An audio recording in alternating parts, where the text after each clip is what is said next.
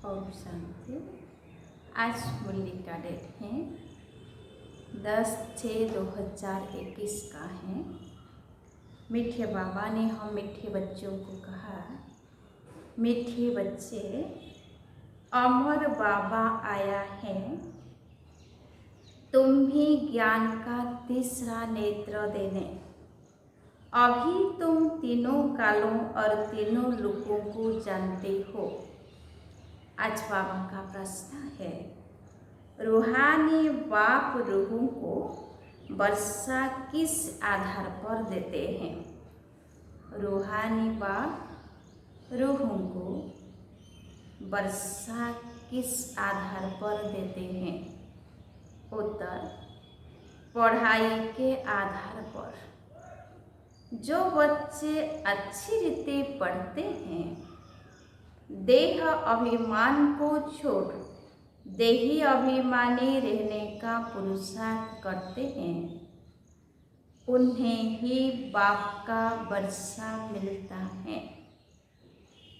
लौकिक बाप सिर्फ बच्चों को वर्षा देते, लेकिन पारलौकिक बाप का संबंध रूहों से है, इसीलिए रूहों को वर्षा देते हैं।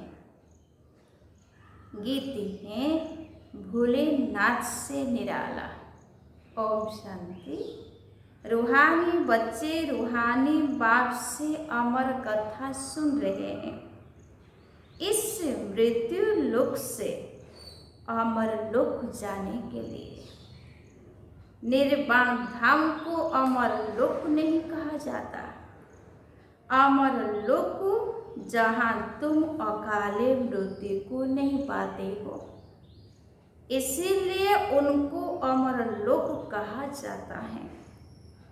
रूहानी बाप जिसको अमरनाथ कहा जाता है, जरूर अमर लोक में ले जाने के लिए मृत्यु लोक में कथा सुनाएंगे।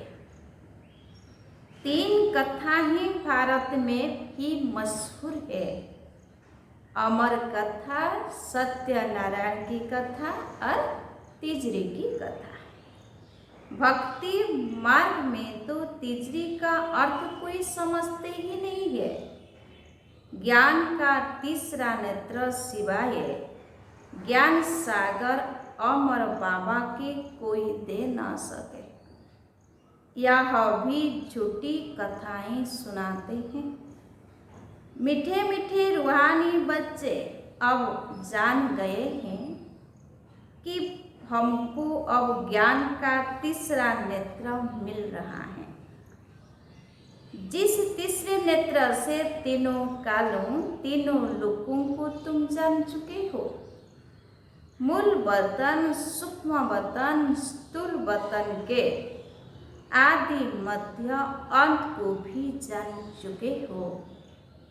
इसीलिए बच्चे अपने को त्रिकालदर्शी भी समझते हैं। तुम मीठे मीठे बच्चों, बिगर सृष्टि में कोई त्रिकालदर्शी नहीं होता। तीनों कालों अर्थात सृष्टि के आदि मध्य अंत को नहीं जानते। मूल वतन, सूक्ष्म वतन, स्थूल वतन को बहुत जानते हैं, परंतु तीनों कालों के आदि मध्य अंत को कोई नहीं जानते। अब मीठे मीठे रूहानी बच्चे रूहानी बाप से सुन रहे हैं। हम उनके बच्चे बने हैं। एक ही बार तुम रूहानी बच्चों को रूहानी बाप मिला है। रूहों को पढ़ाते हैं और सब देह अभिमानी होने के कारण कहते हैं, मैं यह पढ़ता हूँ, मैं यह करता हूँ। देह अभिमान आ जाता है। अभी इस संगम पर रूहानी बाप आकर रूहानी बच्चों को कहते हैं, तुम अच्छी रीति पढ़ो। बाप से हर एक बच्चा वर्षा लेने का हकदार है, क्योंकि सब रूहानी बच्चे हो ना। लौकिक इस संबंध में सिर्फ बच्चा वर्षे का हकदार बनता है। पारलौकिक संबंध में सभी बच्चों रूहों को वर्षा मिलता है। अमरनाथ की भी कथा सुनाते हैं। कहते हैं पार्वती को पहाड़ी पर कंदराओं में जाकर कथा सुनाई। यह तो रंग है ना। अब तुम बच्चे जानते हो झूठ क्या है, सच क्या है। सच तो जरूर सच्चा बाबा ही सुनाएंगे। बाप एक ही बार सच सुना है, सचखंड का मालिक बनाते हैं। तुम जानते हो इस झूठ खंड को आग लगनी है। यह जो कुछ देखने में आता है यह नहीं रहेगा। समय बाकी थोड़ा है। यह सिर्फ बाबा का ज्ञान यज्ञ है। जैसे लौकिक संबंध में भी बाप यज्ञ रचते हैं, कोई रुद्र यज्ञ रचते हैं, कोई गीता यज्ञ, कोई रामायण यज्ञ रचते हैं। यह है शिव बाबा व रुद्र ज्ञान यज्ञ। यह अंतिम यज्ञ है। तुम जानती हो हम अमरपुरी में अब जा रहे हैं। बाकी थोड़े मिनट का अब रास्ता है। कोई भी मनुष्यों को यह पता नहीं है। कोई भी मनुष्य को यह पता नहीं है। वह तो कह देते हैं मृत्यु लोक से अमर लोक में जाने के लिए 40,000 बरस अभी पड़े हैं। अमर लोक सतयुग को कहा जाता है। तुम बच्चों को अभी बाबा सन्मुख बैठ अमर कथा, तीजरे की कथा, सत्यनारायण की कथा सुना रहे हैं। भक्ति मार्ग में क्या क्या होता है वह तो देखो। भक्ति मार्ग का कितना विस्तार है। जैसे झाड़ का बड़ा विस्तार होता है वैसे ही भक्ति का भी बड़ा कर्म कांड का झाड़ है। यज्ञ, व्रत, नेम, जप, तप आदि कितना करते हैं। इस जन्म के भक्त तो बहुत बैठे हैं। मनुष्यों की बुद्धि वृद्धि होती रहती है। तुम भक्ति मार्ग में आए हो तब से दूसरे धर्म स्थापन हुए हैं। हर एक का अपने धर्म से कनेक्शन है। हर एक की रस्म रिवाज अलग है। भारत अमरपुरी था, भारत अब मृत्यु लोक है। तुम आदि सनातन देवी देवता धर्म वाले थे, परंतु अब पतित होने के कारण तुम अपने को देवता कहला नहीं सकते। यह तुमको भूल गया है कि हम सो देवता थे। जैसे कहते हैं क्राइस्ट ने हमारा धर्म स्थापन किया तो हमारे क्रिश्चियन चले आए हैं। ऐसे नहीं कि यूरोपियन धर्म के हैं। वैसे तुम हिंदुस्तान में रहने वाले अथवा भारत में रहने वाले देवी देवता धर्म के हो, परंतु अपने को देवता कहला नहीं सकते। समझते हो हम तो पापी, नीच, कंगाल, भिखारी है। भक्ति मार्ग में मनुष्य दुखी होते हैं तो बाप को ही पुकारते हैं। यह सिर्फ तुम ब्राह्मण बच्चे ही जानते हो कि जिस बाप को पुकारते आए हैं वह हमको बेहद का वर्षा देने के लिए अमर कथा सुना रहे हैं। हम अमरपुरी के मालिक बनने वाले हैं। अमरपुरी को स्वर्ग कहा जाता है। तुम कहेंगे हम स्वर्गवासी बनने के लिए पुरुषार्थ कर रहे हैं। कलयुग में मनुष्य मरते हैं तो कहते हैं स्वर्गवासी हुआ। अब उसने कोई स्वर्ग में जाने के लिए पुरुषार्थ थोड़े ही किया। तुम तो पुरुषार्थ कर रहे हो अमरपुरी वैकुंठ में जाने के लिए। पुरुषार्थ कराने वाला कौन? अमर बाबा, जिसको अमरनाथ भी कहा जाता है। इस यज्ञ को पाठशाला भी कहा जाता है। दूसरे कोई पाठशाला को यज्ञ नहीं कहा जाता। यज्ञ अलग रचे जाते हैं, जिसमें ब्राह्मण लोग बैठ मंत्र पढ़ते हैं। बाप कहते हैं, यह तुम्हारा कलेश भी है, यज्ञ भी है, दोनों इकट्ठे हैं। तुम जानते हो, इस ज्ञान यज्ञ से विनाश ज्वाला प्रज्वलित हुई है। इसमें सारी दुनिया स्वाहा हो जानी है, फिर नई दुनिया बननी है। इसका नाम ही है महाभारत लड़ाई। इस जैसी लड़ाई और कोई होती नहीं। कहते हैं, युद्ध में मुसलों से लड़ाई हुई है, तुम्हारे साथ लड़ाई तो है नहीं। इसको महाभारत लड़ाई क्यों कहते हैं? भारत में तो एक ही धर्म होता है ना, मौत तो बाहर है, यहाँ लड़ाई की तो बात नहीं है। बाप समझाते हैं, तुम्हारे लिए नई दुनिया तो जरूर, पुरानी दुनिया का विनाश होगा। तुम बच्चों की बुद्धि में विराट रूप का भी सारा ज्ञान है, यह भी समझती हो। जो कल्प पहले आए थे वही आएंगे देवता बनने के लिए। बुद्धि का काम है। हम जितने ब्राह्मण बने हैं अब फिर देवता बनेंगे। प्रजापिता ब्रह्मा भी गाया हुआ है। परम पिता परमात्मा ब्रह्मा द्वारा मनुष्य सृष्टि रचते हैं, इसीलिए ब्रह्मा को प्रजापिता कहते हैं। परंतु कैसे कब रचते हैं यह कोई नहीं जानते। क्या शुरू में मनुष्य नहीं है जिनको रचते हैं? बुलाते ही है पतित पावन आओ।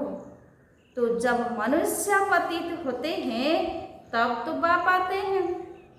दुनिया को बदलना है, तुमको बाप नई दुनिया का लायक बनाते हैं। अभी सब तम प्रधान पुरानी दुनिया में हो, फिर सतो प्रधान बनना है। बाप ने समझाया है, हर एक मनुष्य मात्र को हर चीज को सतो रजो तमो में आना ही है।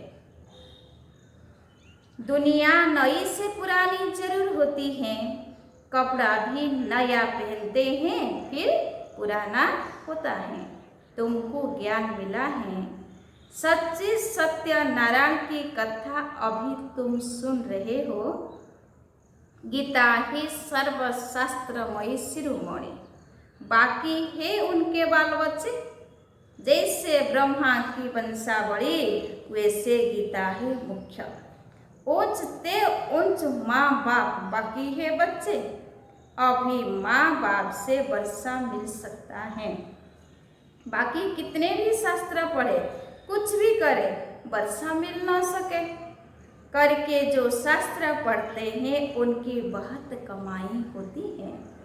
वह तो हो गया अल्पकाल के लिए। यहाँ तुम बच्चे सुनते हो तो कितनी कमाई करते हो एक इस जन्म के लिए विचार करो। वह एक सुनाएंगे, सब उनको पैसे देंगे। यहाँ बाप तुम बच्चों को सुनाते हैं, तुम एक इस जन्म के लिए कितने साहूकार बनते हो। वहाँ सुनाने वाले की जेब भरती है। भक्ति आदि करना प्रवृत्ति मार्ग वालों का काम है। तुम हो प्रवृत्ति मार्ग वाले। तुम जानती हो स्वर्ग लोक में हम पूज्य थे, नहीं तो 84 जन्मों का हिसाब कहाँ से आए। यह है रूहानी ज्ञान, जो सुप्रीम रूह ज्ञान सागर से मिलता है। पतित पावन बाप ही सबके सद्गति दाता हैं। हम बच्चों को अमर कथा सुना रहे हैं। जन्म जन्मांतर झूठी कथा सुनते आए हो। अब सच्ची कथा सुनकर तुम स्वला कला संपन्न बनते हो। चंद्रमा को स्वला कला संपन्न कहा जाता है, सूर्य के लिए नहीं कहते हैं। तुम जानते हो हम आत्माएं भविष्य में सर्वगुण संपन्न स्वला कला संपन्न बनेंगे। फिर आधा कल्प के बाद उन्होंने खाद पड़ जाती है। अभी तुम समझते हो हम फिर से सर्वगुण संपन्न स्वला कला संपन्न 100 देवता फिर से बन रहे हैं। हम आत्माएं पहले अपने घर जाएंगे, फिर हम शरीर धारण कर 100 देवता बनेंगे, फिर चंद्रवंशी घराने में आएंगे। 84 जन्मों का हिसाब किताब चाहिए। किस युग में, किस वर्ष में कितने जन्म हुए, बाप ने 84 जन्मों की सच्ची सच्ची कथा अब सुनाई है। तुम बच्चों को कहेंगे तुम भारतवासी 84 जन्म लेते हो। अपने को एक तो ब्राह्मण समझना पड़े, मम्मा बाबा कहते हो ना, वर्षा शिव बाबा से लेते हो, ब्रह्मा बाबा द्वारा।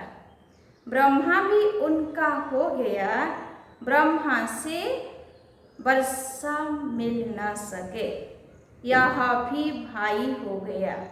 यह शरीरधारी है ना, तुम सब बच्चे वर्षा उनसे लेते हो, इनसे नहीं, अर्थात ब्रह्मा से नहीं। जिससे वर्षा नहीं पाना है उनको याद नहीं करना है, एक शिव बाबा को ही याद करना है। उनको ही कहते हैं तुम माता पिता, हम बालक तेरे। तुम इनके पास आते हो तो बुद्धि में रहता है, हम शिव बाबा के पास जाते हैं। याद शिव बाबा को ही करना है। आत्मा बिंदी है, उसमें 84 जन्मों का पाठ नोंधा हुआ है। आत्मा भ्रुकुटी के बीच में रहती है, उड़ती भी सेकंड में है। मैं आत्मा एक शरीर छोड़ दूसरा लेता हूँ, भ्रुकुटी के बीच जाए विराजमान होता हूँ। बुद्धि में समझ है हमारी आत्मा ऐसी है। सतयुग में तो कोई ऐसी चीज देखने की आशा नहीं रहती। आत्मा को देख सकते हैं दिव्य दृष्टि से, कोई इन आंखों से देखने की बात नहीं है। भक्ति मार्ग में ही साक्षात्कार करते हैं। जैसे रामकृष्ण का शिष्य विवेकानंद था, उसने बताया है, मैं सामने बैठा था तो उनकी आत्मा निकल मेरे में प्रवेश हो गई। ऐसे कोई होता नहीं है। आत्मा कैसे एक शरीर से दूसरे में प्रवेश करती है, यह सब बातें तुम बच्चों को समझाई जाती हैं। अभी तुम समझते हो हम अमर लोक में जाने के लिए पुरुषार्थ कर रहे हैं। अमर लोक में हम जन्म लेंगे, वहाँ हम गर्भ महल में होंगे। यहाँ तो गर्भ जल में बहुत त्राही त्राही करते हैं। अब आधा कल्प के लिए बाबा तुमको सब दुखों से छुड़ाते हैं, तो कितना प्यार से ऐसे बाप को याद करना चाहिए। अच्छा, मीठे मीठे सिकिल रखे बच्चों प्रति माता पिता बाप दादा का याद प्यार और गुड मॉर्निंग। रूहानी बाप की रूहानी बच्चों को नमस्ते।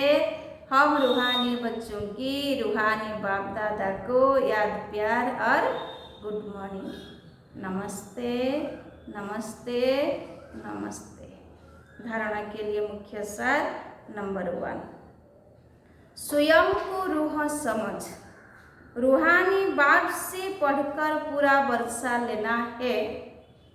सचखंड का मालिक बनने के लिए सच्ची कथा सुननी और सुनानी है।